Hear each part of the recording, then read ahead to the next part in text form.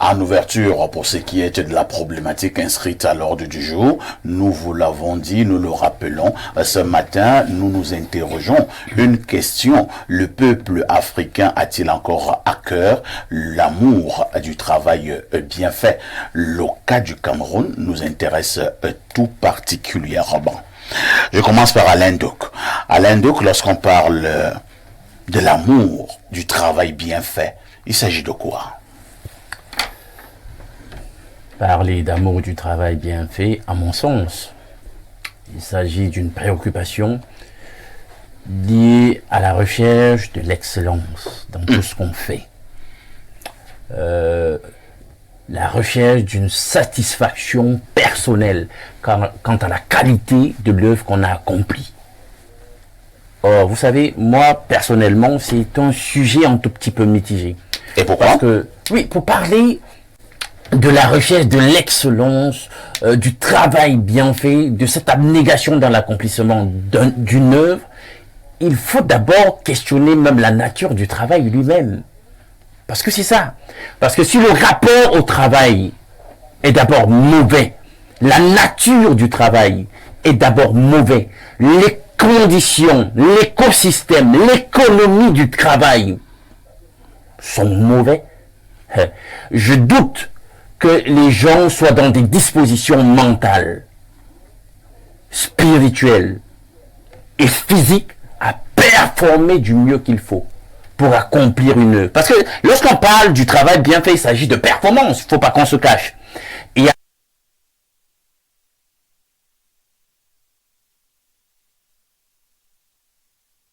invocation, c'est une interpellation, c'est une réalité multisectorielle en réalité. Vous allez donc voir au niveau politique, au niveau de la gouvernance, est-ce qu'on recherche véritablement à faire de façon excellente son magistère? Au niveau donc de ceux qui sont les satrapes, de ceux qui sont au sommet de cette gouvernance, est-ce qu'ils recherchent à bien faire un tout petit peu ce qu'ils reçoivent comme charge de ceux qui au sommet leur donnent, leur confient leur charge? Maintenant, on a différents secteurs d'activité économique et industrieuse.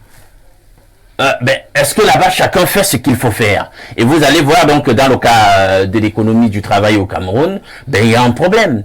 Quand déjà on vous dit qu'on peut payer quelqu'un au niveau de ce qu'on appelle le salaire minimum interprofessionnel garanti, on lui dit qu'on va lui donner 42 000 ou je sais pas moi 45 000, etc.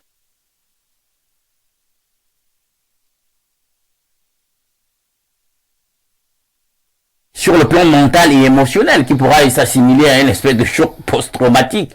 Et il se dit, je travaille en réalité par servage. Parce que le travail, ne l'oubliez pas, est supposé éloigner de nous un certain nombre de choses. Si on s'en tient en Voltaire, c'est le vice, l'ennui et le besoin. Mais quand vous vous retrouvez dans une situation où, en réalité, le travail en lui-même, par la qualité de le type de rémunération, interpelle déjà même sur son caractère vicieux, et qui ne pourra pas vous sortir de l'ornière, qui ne pourra pas vous sortir de cette pauvreté et indigence abyssale dans lesquelles le plus clair, c'est-à-dire environ 80 à 85% des Camerounais se retrouvent, il y a un problème.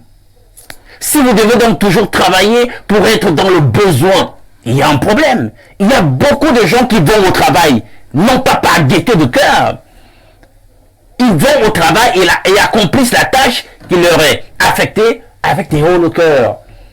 C'est-à-dire qu'on ne s'épanouit pas dans le travail. On n'est pas content de ce qu'on fait. Et vous savez alors que s'il faut poser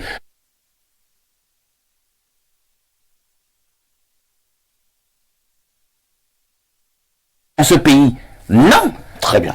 Donc vous voyez donc là, tout s'imbrique finalement et on se dit finalement que si on n'a pas un amour poussé du travail bien fait dans notre pays, c'est même d'ailleurs les conditions générales du travail dans notre écosystème qui sont à interroger. Merci Alain Douk qui a touché un certain nombre de secteurs là de manière globale. Rodrigue Adalbert Evina. Moi je prends le cas où un monsieur a vraiment un bel emploi. Qui dit bel emploi ici dit les conditions salariales appréciables. Nous avons ces cas, mais la façon de travailler de cet employé laisse à désirer, alors qu'il est même dans un cadre plus ou moins propice. Est-ce que c'est devenu une maladie pour certains Africains ou certains Camerounais qui n'ont plus réellement l'amour du travail bien fait? Je salue la pertinence de votre question. Et je voudrais tout simplement circonscrire mon analyse au niveau du Cameroun, qui est mon pays. Parce que on voit bien au niveau du continent africain des nations qui se battent à faire des grandes choses. Tout à fait. Et ces peuples et leurs dirigeants évoluent effectivement de façon dynamique vers la transformation de leur nation au rang des États modernes ou modernisés. Moi, je voudrais vraiment revenir sur le cas du Cameroun. Lorsque j'ai salué la pertinence de l'exemple que vous prenez, c'est pour dire que des cas sont légion, où des gens bénéficient effectivement de toutes les possibilités, de tous les moyens. Les moyens dont ne bénéficient pas certains. C'est-à-dire, pour illustrer la catégorie indiquée par Monsieur Alain Douk, certains, malgré tous ces moyens réunis, brillent par une retentissante désinvolture. Je vous ai dit que je suis journaliste d'investigation. Je enquête beaucoup dans le secteur du travail. Monsieur Grégoire Ouna, je le dis ici de manière brutale, il dirige l'un des ministères les plus corrompus du Cameroun. Oh là là. Non, mais c'est clair, c'est clair. Non, moi je vous le dis. Vous n'avez pas fait un sondage. Écoutez, Mais la réalité du travail, moi je vous dis, allez voir les comportements des délégués du travail, les inspecteurs du travail. Peut-être que ce ne sont pas tous les inspecteurs. Et de la sécurité sociale. Moi je comprends que vous modérez le débat, mais je vous dis que Monsieur Parfait a ici, c'est un secteur malade, épave à lambeau. Je vous dis, les inspecteurs du travail, quand vous êtes inspecteur du travail, délégué départemental par exemple, il vous manque quoi pour que vous puissiez faire votre travail? Il vous manque des moyens de locomotion, il vous manque des moyens financiers, il manque quoi? La possibilité d'informer votre hiérarchie sur les difficultés rencontrées. Allez-y regarder ce qui se passe dans la Mafou et à Konon. Et en ce moment même au niveau de la Mafou et à Famba. C'est un problème de conception globale de la vision du pays. Dans d'autres nations, c'est la discipline qui prime au-dessus de tout. Mais comment vous expliquez que quelqu'un arrive au travail, dispose de tous les moyens dont il faut, mais peut venir au travail à l'heure qu'il veut? Et puis, il va retourner à l'heure qu'il pense. Un monsieur arrive au travail à 10h, à 11h, il n'est plus là. Retourne le midi, il va prendre la pause. Et quand il va prendre la pause, qui finit vers 14h. Vous parlez simplement de pause comme un restaurant. Voilà. Un restaurant. On parle, conjugue beaucoup le verbe manger. On mange, on boit. Voilà le Cameroun. Et il est habituellement accompagné de belles nanas. Bien entendu. Et puis vers 16h, on vous dit non, l'administration en ce moment-ci ne peut pas travailler. Et le travail, tout le monde doit rentrer à la maison. Et à la fin du mois, il vient prendre son salaire. Non, on l'a fait bien avant la fin du mois. Il prend même les découverts. Le gars est très ponctuel. Sûrement 2 heures de temps avant, il est déjà là pour essayer de retirer ces quelques billets de banque qui servent de salaire. Moi, je dis que il faut une culture patriotique du travail. Et le bon exemple doit forcément venir du haut. C'est-à-dire que ceux qui occupent des positions importantes, ça veut dire des positions de décision, des positions de pouvoir. Mais M. Parfait ici, combien de grands projets ont été enterrés dans ce pays? Ils sont nombreux. Combien de grands projets dans lesquels qui ont englouti l'argent des Camerounais? Et vous voyez des individus ne se gênent pas, soit de rendre compte, soit de faire en sorte que ces projets puissent effectivement aboutir à une issue heureuse pour le bonheur de l'ensemble de la cité. Donc pour chuter, je voudrais dire que au-delà de la passion qui peut nous animer, vous êtes parfait ici, vous aimez le journalisme. je vois dans quel état d'esprit vous êtes quand vous lancez l'émission ici. Tous les détails vous intéressent. Tout à fait. C'est votre métier. Vous l'aimez bien. Ceux qui sont passionnés par ce qu'ils font recherchent l'excellence, se battent bien entendu pour obtenir des meilleurs résultats. Ils font tout pour que le travail soit bien fait. Mais maintenant, il y a que, ils doivent être motivés dans cette passion-là. Parce que vous ne devez pas être un esclave, parce que vous êtes passionné. Il faut, en tant qu'humain, être, je voudrais dire, bien accompagné dans votre dignité et vivre aisément du travail que vous faites. Mais lorsque, en retour, la reconnaissance n'est pas rendue, ça veut dire que le salaire qu'il vous faut, les moyens qu'il vous faut ne sont pas mis à disposition, vous pouvez vous retrouver dans un état d'esprit de désinvolture. Mais maintenant, de manière globale, au niveau de la nation, la culture patriotique, la recherche de l'excellence doit être impulsée par les autorités. Ça doit même faire l'objet d'une véritable répression. Très bien. Lorsque vous brillez par la désinvolture, on vous punit. L'impunité aussi est la cause, effectivement, de la situation actuelle de notre pays. Regarde Albert Evina, ça avait l'air d'une plaidoirie. Hein. Merci d'avoir chuté. Enfin, on va passer la parole à Pierre Blériot.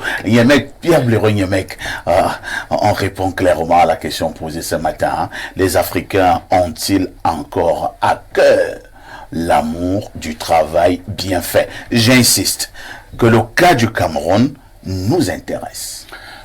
Parfait. Ici, si nous allons aux origines, aux étymologies, nous percevons le travail de deux manières. Il y a une origine qui nous présente le travail comme une source de douleur. Si vous percevez le travail comme une souffrance, vous ne pouvez pas le faire au mieux de vos capacités. Mais au-delà de la perception, il y a une relation qui doit exister entre le travail et le travailleur. Le travailleur doit avoir l'amour du travail qu'il fait. Le travail doit correspondre à la personnalité du travailleur, c'est-à-dire à ses qualités intellectuelles, à ses qualités physiques, à ses qualités émotionnelles. Ce qui suppose, premièrement, que si vous faites un travail pour lequel vous n'êtes pas fait, vous le ferez forcément mal. Si vous faites un travail pour le... Et revenons donc au Cameroun, il y a eu une époque où les gens avaient le choix de faire tel métier ou tel autre métier. Tout à fait. Les gens choisissaient donc les métiers qui leur correspondaient. Il y a des gens, quand vous le voyez dans l'armée, vous comprenez que ce gars était né pour être militaire. Banqui. Exemple. Ah bon? Mais il y a aussi des gens que vous voyez dans la même armée, vous vous dites non, vraiment, le gars, si on l'a envoyé, c'est pour rien. Ce n'était pas son travail. Il devait être prêtre. Il devait être prêtre. Parce que ce n'est pas ici qu'il devait venir. Et vice-versa. Je vais vous faire une projection sur image. Bien faire son travail, c'est comme bien vivre ou bien faire l'amour à sa femme. Ah bon? Oui. Il faudrait que les instruments de travail correspondent au type de travail que vous avez à faire. Il faudrait que la volonté soit suffisante. Que le plaisir accompagne le travail. Oui. Ainsi, vous faites un travail que vous faites avec plaisir, vous le faites bien, vous le faites souvent, vous vous améliorez. Si vous faites un travail sans plaisir, vous faites semblant de travailler et l'employeur fait semblant de vous payer. C'est d'ailleurs ce qui se passe au Cameroun. La plupart des employeurs font semblant de payer leurs collaborateurs et les employés font semblant de travailler. Si le revenu du travail ne vous permet pas de vous mettre à l'abri d'un certain nombre de besoins pressants, vous ne pouvez pas donner toute l'énergie qui est la vôtre dans ce type de travail. Vous verrez des gens aujourd'hui qui acceptent, moi je dis souvent aux gens, faites attention, vous prenez une femme de ménage dans une maison qui a une valeur de 300 millions, Vous lui donnez 30 000. avec des dépenses domestiques qui tournent autour de 10 millions le mois, et elle, son salaire, c'est 30 000. Et elle doit prendre en charge un triplex, Vraiment. le laver, s'occuper des enfants, quelquefois aller prendre ceux qui vont à l'école, des choses comme ça. Vous pensez que cette femme-là peut veut travailler au mieux de sa force, elle va tricher. Et il faut un minimum pour exercer la vertu. Vous ne pouvez pas attendre d'une telle personne qu'elle soit heureuse au travail et qu'elle vous donne le meilleur. Donc il faut que les conditions de travail nous permettent de bien travailler, mais il faudrait que nous-mêmes nous ayons les capacités relatives à ce travail. Parce qu'aussi, quand vous prenez un cousin, vous le mettez quelque part, tu lui dis que assieds-toi ici parce que c'est moi le cousin, je suis à la tête. S'il n'a pas les capacités, même avec toute la bonne volonté du monde, nul ne peut donner plus qu'il n'a. On ne peut pas transférer plus qu'on a reçu. Ça veut dire qu'il y a donc des travailleurs qui ne sont pas à leur place, qui, bien que motivés, ne peuvent pas faire ce qu'on attend d'eux. Il faut rentrer au Cameroun à l'idée d'un poste qui corresponde à un travailleur qui en a les capacités et les ressources.